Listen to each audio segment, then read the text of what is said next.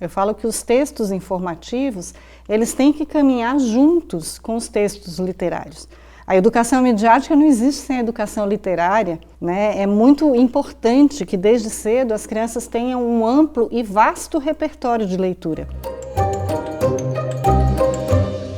Eu olho para cá, qual é o que é melhor para ela? Tá bom.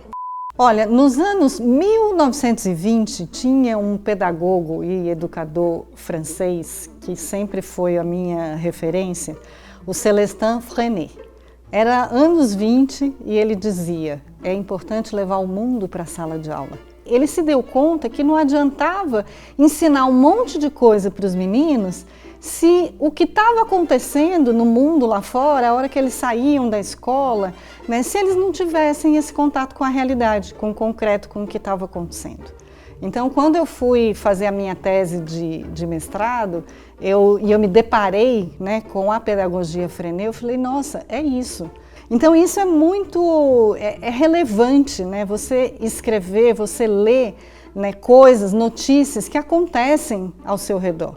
Olha, o texto informativo, né, o contato com o material jornalístico desenvolve várias competências e várias habilidades. A primeira delas é uma importantíssima, fundamental, que é a pesquisa, né? A gente está vivendo um fenômeno que essa geração, como é a geração do Fear of Missing Out, né, a geração FOMO, que tem medo de estar perdendo alguma coisa, é uma geração que não tem mais paciência para pesquisar, nem para perguntar.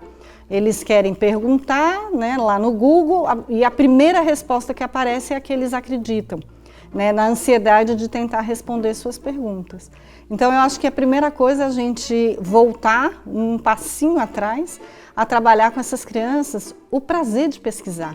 Então eu acho que as notícias elas têm isso de interessante, né? Vamos lá, vamos querer saber e vamos ouvir mais de uma fonte. Depois, na hora que você vai escrever, você tem que selecionar as informações, que eu acho que é a grande habilidade do século, né? A gente recebe uma quantidade imensa de informações, né? Uma edição do New York Times de domingo contém toda a informação que um ser humano na Idade Média tinha acesso em toda a sua vida.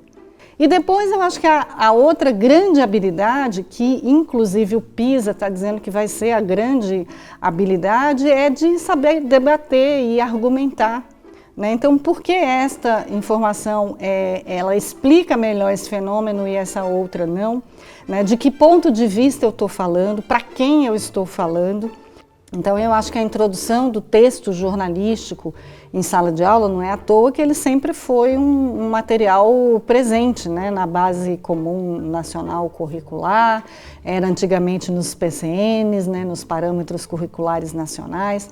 Sempre foi importante se trabalhar o texto jornalístico, dado que ele desenvolve essas diferentes competências e habilidades, que são competências e habilidades necessárias para uma boa comunicação, né, que hoje em dia é isso, a gente precisa também saber se comunicar, saber se colocar, saber aquilo que a gente quer dizer, por quê e como. Eu acho que se a gente precisa muito rever o conceito de alfabetização midiática, né, nessa perspectiva da educação midiática. O professor David Buckingham, que é uma grande referência, autor do Manifesto pela Educação Midiática, que eu tive o prazer de indicar a tradução e de escrever o prefácio, ele faz muito essa diferença, né?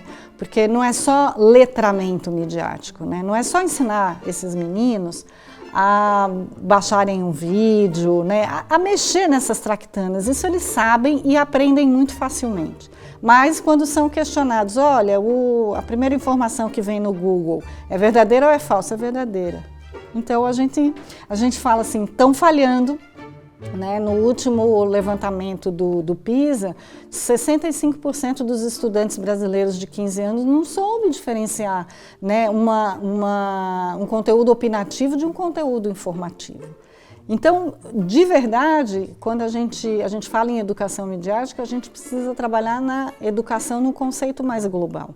E acho que tocando nesse ponto, né, a gente precisa saber como as redes funcionam, como a internet funciona, trabalhar aquilo que eu chamo de transparência algorítmica. Como é que o algoritmo escolhe conteúdos para você, né? Então, todo esse trabalho de autoconhecimento, de saber o que a gente sabe, é um trabalho fundamental e eu acho que vai ser, né, a partir desse momento, mais do que nunca, a pedra de toque da educação midiática. A gente precisa ensinar como é que essas plataformas funcionam, né, conversar sobre isso, né, para tentar construir músculos cognitivos. Isso é a Claire Warrell que fala e eu acho que ela está muito certa, porque é isso, a gente vai para a academia treinar para criar músculos, né, fisicamente falando. Mas o músculo cognitivo a gente só cria se a gente pesquisar muito, se a gente ler muito, se a gente ampliar o repertório.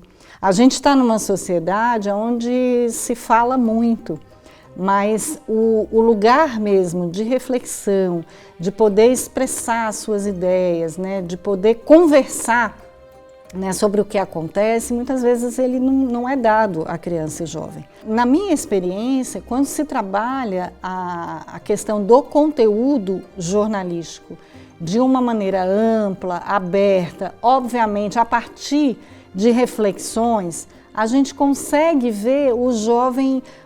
Porque assim, quando a gente fala sobre uma coisa, a gente já está pensando sobre ela, né? Então, falar, escrever, requer esse momento de reflexão, né? E é esse momento, como a gente está nessa sociedade acelerada, como a gente entra nesses aplicativos e vem um vídeo atrás do outro, o momento da reflexão, o momento do diálogo, ele acaba não existindo. Então, eu acho que o trabalho também com o conteúdo jornalístico em sala de aula dá conta da gente construir uma coisa que eu acho fundamental nos dias de hoje, que a gente chama de segurança epistêmica. É a segurança de saber o que eu sei. Então, como eu não tenho tempo, não tenho oportunidade de pensar sobre o que eu sei, né, e de fundamentar o que eu sei com informações, com fontes fidedignas, eu acabo não sabendo o que eu sei. E nem sabendo o que eu sei. Então, eu acho que é muito importante, se a gente trabalhar os conteúdos informativos nessa perspectiva, a gente não tem jeito, a gente vai construir seres humanos mais críticos. Então, se a gente começa a pensar sobre o que a gente sabe e sobre aquilo que a gente quer saber, os algoritmos não vão mais fazer essas escolhas para a gente. A gente tem que desenvolver a nossa competência de saber fazer essas escolhas. E eu acho que trabalhar o conteúdo informativo, jornalístico, a notícia, nessa perspectiva, vai trazer uma mudança significativa, é o que eu acredito.